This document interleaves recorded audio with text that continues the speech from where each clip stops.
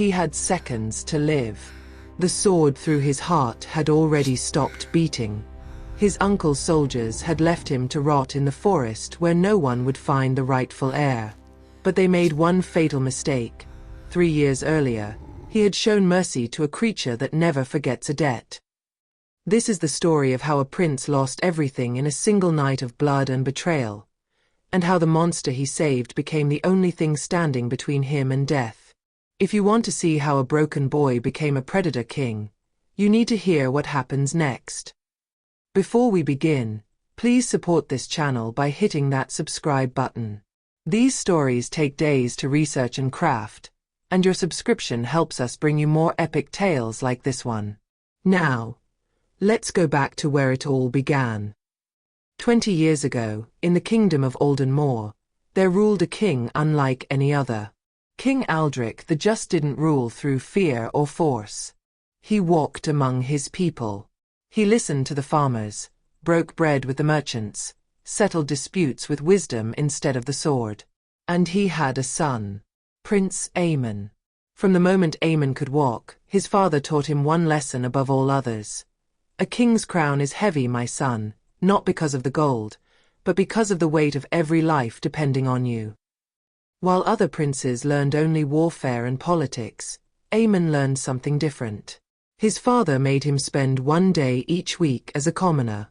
He worked in the stables. He helped harvest crops. He served food to the poor at the kingdom's shelters. You cannot rule people you don't understand, his father would say. By the time Eamon turned 18, he was known throughout the land not as the fierce warrior prince, but as the kind one. Some called this weakness. His uncle, Duke Malachar, certainly did. But we'll get to him soon enough. It was autumn when everything changed. Eamon had been invited to visit the neighboring kingdom of Rothmar for diplomatic celebrations. The two kingdoms had been allies for generations, and young Prince Eamon was excited to see the world beyond his borders. The ride took him through the Whispering Woods, a dense forest that straddled both kingdoms. His guards rode ahead, but Eamon had always enjoyed trailing behind, taking in the beauty of the forest. That's when he heard it. A low, pained whimper. His guards hadn't noticed. They were too far ahead, laughing and talking. But Eamon pulled his horse to a stop and listened. There it was again. Something was hurt. Something was suffering. Against his better judgment, he dismounted and pushed through the underbrush. What he found would change his life forever. Trapped in a rusted hunter's snare was a wolf. But this was no ordinary wolf. She was massive, her fur a silvery white that seemed to shimmer even in the dappled forest light. Her leg was mangled, caught in the iron teeth of the trap. Blood pooled beneath her. And her eyes were amber, bright and intelligent, watching Eamon with a mix of fear and desperate hope. Any normal person would have walked away. Wolves were dangerous. They killed livestock. They were predators. But Eamon saw only a creature in agony. "Easy," he whispered, approaching slowly with his hands raised. "Easy, girl. I'm going to help you." The wolf growled, baring her fangs. She didn't trust him. Why would she? Humans had done this to her. But Eamon kept talking, kept his voice soft and calm. He removed his riding cloak and carefully approached. When he was close enough, he wrapped the cloak around the wolf's head, not to suffocate her, but to calm her, to block out the threatening sight of a human. With trembling hands, he pried open the trap. The wolf yelped in pain, and for a moment, Eamon thought she might attack him. But she didn't. She lay there, panting, as he gently wrapped her mangled leg in strips torn from his own shirt. "You're going to be all right," he told her. "I promise." He couldn't leave her here. So he did something insane. He lifted the massive wolf, all 120 pounds of her, onto his horse. She was too weak to resist. And he led his horse by foot, walking for 3 miles until he found a cave. For 3 days, Eamon disappeared from his diplomatic visit. His guards searched frantically. The kingdoms worried. But Eamon stayed in that cave, nursing the wolf back to health. He hunted rabbits for her. He brought fresh water from the stream. He changed her bandages, cleaned her wounds, talked to her like she was a person. "You're strong," he would tell her. "Stronger than you know. You're going to run again. I promise you that." And slowly, the wolf began to trust him. She would rest her massive head on his lap. She would eat from his hands. And those amber eyes would watch him with something that looked almost like gratitude. On the fourth day, when her leg had healed enough, Eamon led her deep into the forest, far from any villages or hunters. "Go," he told her, removing the makeshift bandage. "You're free. Live well." The wolf looked at him for a long moment. Then she did something strange. She pressed her head against his chest, just for a moment. A gesture of thanks. Then she disappeared into the trees. Eamon never forgot her. He would tell his father about the wolf later, and his father smiled and said, "Compassion is never wasted, my son. Remember that." He would remember. Sooner than he thought.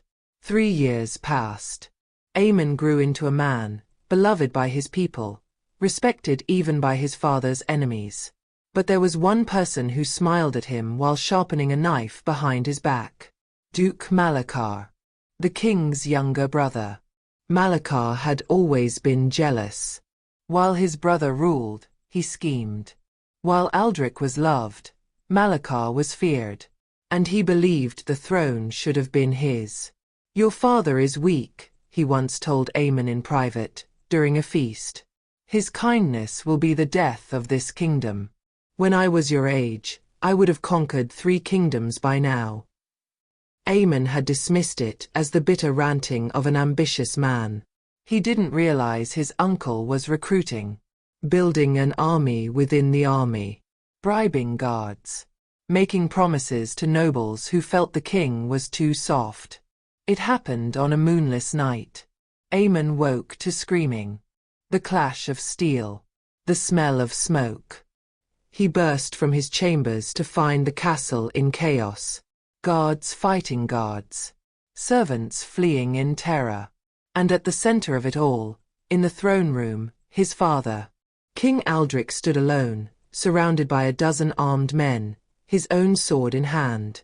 He was still in his nightclothes, but he fought like a lion. "Father!" Eamon ran toward him, his own sword drawn. But he never made it. A blade slammed into his ribs from behind. Then another. Eamon fell to his knees, gasping, as Duke Malachar stepped out of the shadows, his smile cold as winter. "Did you really think I'd let you interfere, nephew?" Eamon could only watch, bleeding, as his uncle's men overwhelmed his father. The king fought brilliantly, but there were too many. A sword pierced his side. Then his shoulder. Finally, his chest. King Aldric the Just fell to his knees, his eyes finding his sons across the blood-soaked throne room. "Run," his father mouthed. "Run." But Eamon couldn't run. He couldn't even stand. The last thing he saw before darkness took him was his uncle's blade plunging into his father's heart.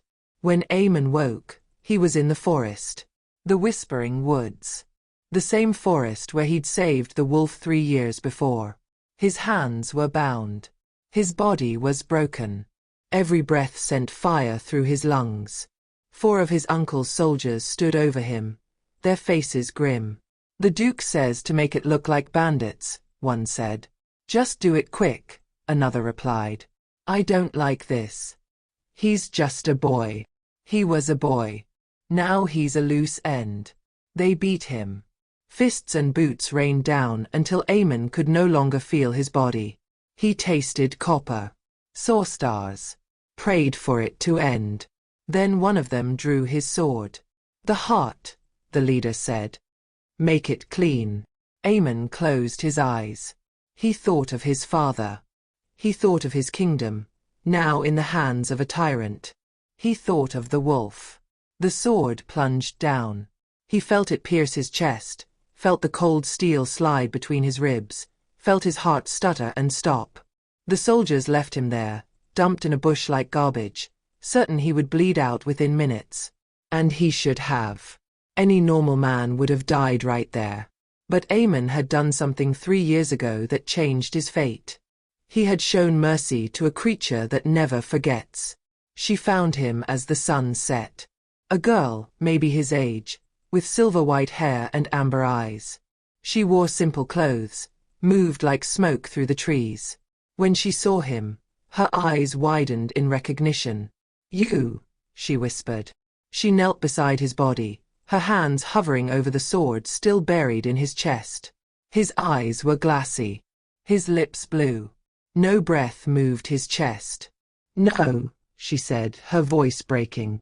"No, no, no. Not you. Not after what you did for me." She pressed her ear to his chest. No heartbeat. She checked his wrist. Nothing. He was dead. The girl sat back on her heels, tears streaming down her face. This boy, this kind, foolish boy, had saved her life when no one else would have. He'd cared for her, healed her, freed her. And now he was gone. But she was not human. Not entirely. And she had one gift, one curse, that could bring him back. "Forgive me," she whispered. "This will change you. But it's the only way." She pulled the sword from his chest with a sickening sound. Then she leaned down and bit him. Her fangs, sharp and white, sank into his neck where it met his shoulder. Her venom flowed into his veins. Ancient magic, wild magic, the curse and gift of the lycanthrope. For a long moment, nothing happened. Then Eamon's body convulsed. His back arched. His eyes shot open, but they weren't his eyes anymore. They glowed amber, just like hers. He gasped, air flooding into dead lungs. His heart stuttered, then roared back to life. The wound in his chest began to close, tissue knitting together at impossible speed. He was alive. But he was no longer human. Eamon woke screaming. Everything was wrong. His body felt foreign, like wearing someone else's skin. His senses exploded. He could hear a rabbit's heartbeat 50 yards away. Smell the fierce sweat of the soldiers long gone. See in perfect clarity even though night had fallen. And he was hungry. Oh God, he was so hungry. "Easy," the girl said, placing a gentle hand on his chest. "Breathe. You're safe." "What?" Eamon's voice came out as a growl. He barely recognized it. "What did you do to me? I saved you. You were dead, Eamon. Your heart had stopped. How do you know my name? Who are you?" The girl smiled sadly. "You don't recognize me? I suppose I look different in this form." Then, before his eyes, she changed. Her body rippled, bones cracking and reforming, silver for spreading across her skin. In seconds, the girl was gone, and in her place stood the wolf. The same silvery white wolf he'd saved 3 years ago. "It's you," Eamon breathed. She changed back, naked for a moment before wrapping herself in a cloak that had been lying nearby. "My name is Lyra," she said. "And yes, it's me. The wolf you saved. The wolf whose leg you mended. The wolf you freed." "I don't understand," Eamon said, staring at his hands. They looked normal, but he could feel something beneath the skin, something powerful and wrong. "I'm a lycanthrope," Lyra explained. "My people are rare, hunted. We can shift between human and wolf. That hunter's trap. He was hunting specifically for me. For my kind. We're valuable. Our blood, our pelts, they sell for fortunes to the right buyers. And now I'm... Yes. I bit you. My venom has changed you. You're like me now." Eamon looked at the healed wound on his chest. Just hours ago, a sword had pierced his heart. Now there wasn't even a scar. "I should be dead." "You were dead," Lyra said quietly. "This was the only way to bring you back. I know what I've done to you. I know what I've taken from you. But I couldn't. I couldn't let you die. Not after what you did for me. Eamon should have been angry. Should have raged at her for making him a monster. But all he could think about was his father's last word. Run. My father, he whispered. My kingdom. My uncle. I know. I was nearby when they attacked. I saw them dump you here. I'm so sorry. The hunger surged again, and Eamon doubled over, groaning. What's happening to me? The change is still settling in your body. You need to feed. Come. For the next 2 weeks, Lyra became his teacher. She took him deep into the woods, far from any villages. Built them a shelter in a cave system that went on for miles. First lesson, she said on that first night. You can't eat what you want to eat. What do you mean? You feel the hunger, don't you? The need for meat. Raw meat. Your instincts are screaming at you to hunt, to kill, to feed on the most dangerous prey. I don't want to kill anyone. Good. Because that's exactly what your predator brain wants you to do. Humans are prey now. Eamon. The hardest part of being what we are is remembering that we used to be one of them. She taught him to hunt animals instead. Deer, rabbits, wild boar. She showed him how to shift, though his first transformations were agony. His bones breaking and reforming. His body tearing itself apart and rebuilding. It gets easier, she promised. Eventually, it doesn't hurt at all. It feels like slipping into water. But the hardest lesson came when they encountered humans. A group of travelers passed through the woods. Merchants, by the look of their wagon. Innocent people going about their lives. And Eamon's instincts exploded. The scent of them. The sound of their hearts pumping hot blood. His vision narrowed. His muscles tensed. Every fiber of his being screamed hunt. Kill. Feed. He took a step toward them before Lyra slammed into him, tackling him to the ground. No, she hissed. Control it. You are not your instincts. I can't, Eamon gasped, his teeth elongating, claws sprouting from his fingernails. You need nothing from them. Breathe. Focus on my voice. Remember who you are. It took everything in him, but Eamon forced the transformation back.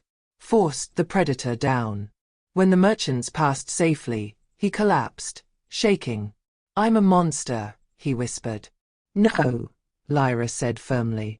A monster would have killed them without thinking twice. You fought it. That's what makes you still human, even like this. She made him practice every day. Put him in situations where his instincts would scream at him to attack. Taught him to breathe through it, to channel the aggression into something else. Your predator instincts are a tool, she explained. Not your master. You can use that speed, that strength, that hunting sense without losing yourself. But it takes discipline. More discipline than any human training could teach you. Then came the fighting.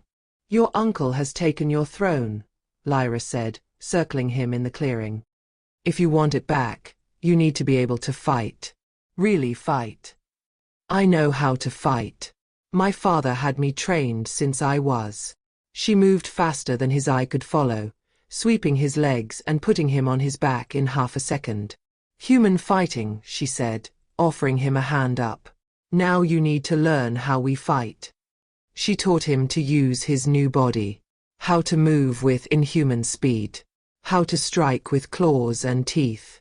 How to read an opponent's heartbeat to predict their moves. How to use fear as a weapon. You're stronger than any human now, she said. Faster, more resilient. You can take blows that would kill a normal man. But don't get cocky. Silver can still kill you. So can beheading. And fire. Always be wary of fire. They sparred every day, and Eamon began to understand what he'd become.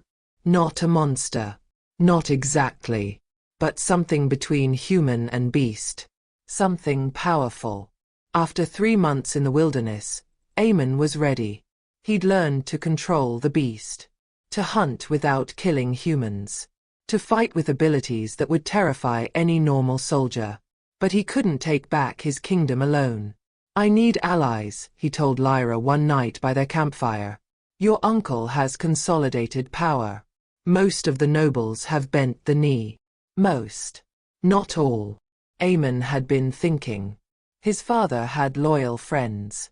Lords who would never truly accept Malachar's rule. They were just waiting for a sign. For hope. "I need to return to the capital. In secret." "That's suicide," Lyra said. "Maybe.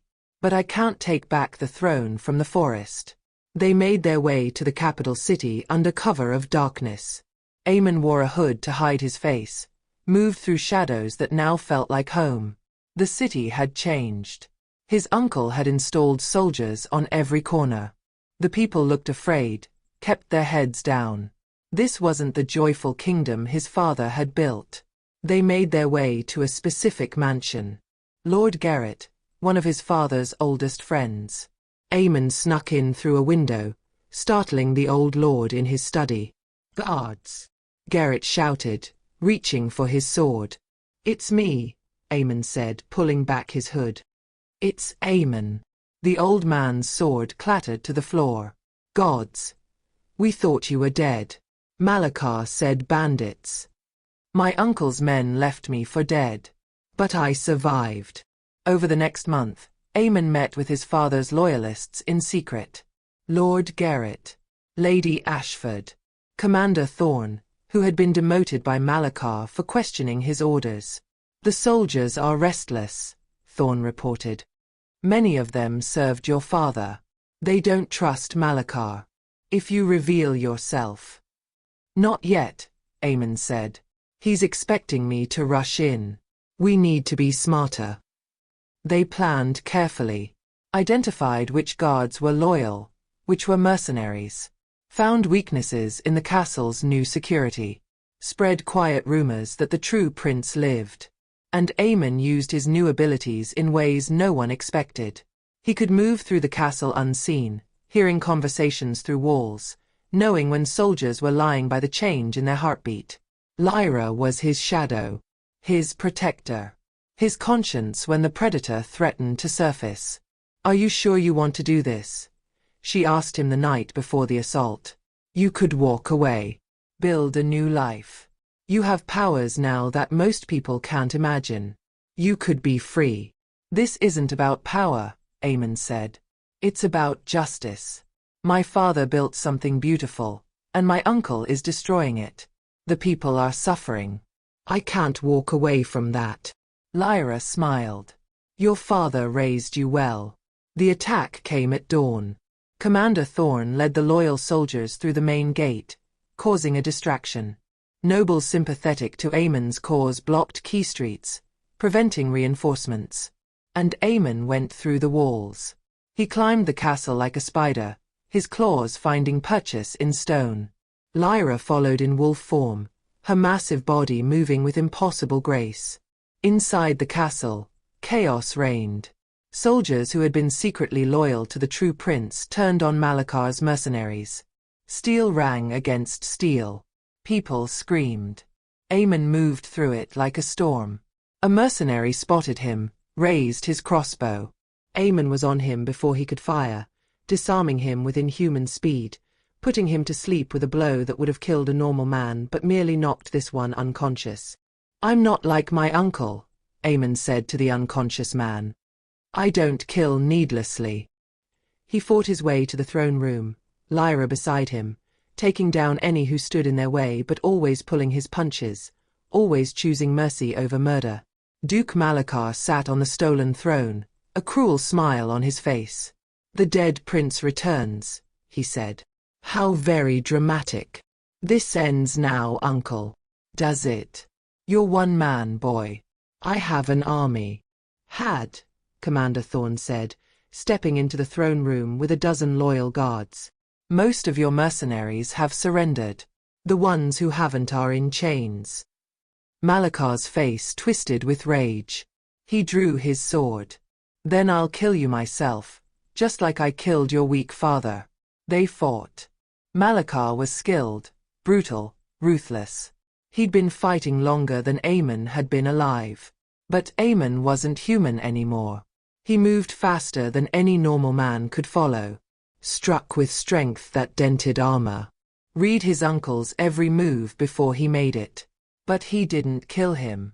When he had his uncle disarmed and on his knees, when the predator inside screamed to rip out his throat, Eamon instead pressed his blade to Malachar's neck and said, "You will stand trial. You will answer for what you've done. And the people you terrorized will decide your fate. That's what a just king does." Malachar spat at him. "You're weak. Just like your father." "No," Eamon said quietly. "I'm exactly like my father. And that's why I'll be a better king than you ever could have been." Malachar stood trial. The evidence was overwhelming. The nobles voted unanimously. Execution. But Eamon, showing the mercy that defined him, commuted the sentence to life imprisonment. "Every life matters," he told his council. "Even the lives of those who don't deserve mercy. That's what my father taught me." The kingdom slowly healed. Eamon reversed his uncle's cruel laws, reduced taxes on the poor, reopened the shelters his father had built. The people loved him even more than they had loved his father. But Eamon carried a secret. He was no longer human. Every full moon, he had to disappear into the forest, let the wolf run free. He aged slower than normal men. He healed from wounds that should have killed him. Lyra stayed by his side, sometimes as his advisor, sometimes in her wolf form, prowling the castle grounds. The people whispered about the mysterious silver-haired woman who appeared with their king, but no one knew the truth. "Do you regret it?" Lyra asked him one night, as they stood on the castle walls, watching the moon rise. "What you've become." Eamon thought about it. About the hunger he had to constantly control. About the predator that lived beneath his skin. About the humanity he'd lost. But he also thought about his father's kingdom, restored. About the people who no longer lived in fear. About the justice he'd brought. "No," he said finally. "My father taught me that compassion is never wasted. You showed me compassion when I was dying. And because of that, I was able to save my kingdom. How could I regret that?" They say King Eamon ruled for 50 years, and in all that time, he never lost the kindness his father had taught him. They say a great silver wolf was often seen in the forests around the kingdom, protecting travelers from bandits, guiding lost children home. They say the king never married, but a silver-haired woman was always by his side, and she looked at him with eyes the color of amber. And they say that sometimes on the night of the full moon, 2 wolves would run through the whispering woods together, free and wild and happy. The debt had been repaid. But what grew from that debt was something neither of them expected. Not just loyalty. Not just gratitude. But love. Because in the end, the greatest magic isn't the power to transform or heal or hunt. It's the ability to see someone at their worst, their most broken, their most monstrous, and choose to save them anyway. That's what Eamon did for Lyra in that forest. And that's what Lyra did for Eamon when she found him dying. 2 creatures, caught between 2 worlds, who found in each other the only person who truly understood. And they lived happily ever after. If this story moved you, if you want to see more epic tales like this, please hit that subscribe button and support this channel. Drop a comment telling us what you thought of King Eamon's journey. Should Lyra have saved him? Did he make the right choice sparing his uncle? We want to hear your thoughts. Until next time, remember that mercy is never wasted. You never know when the life you save might be the one that saves you back.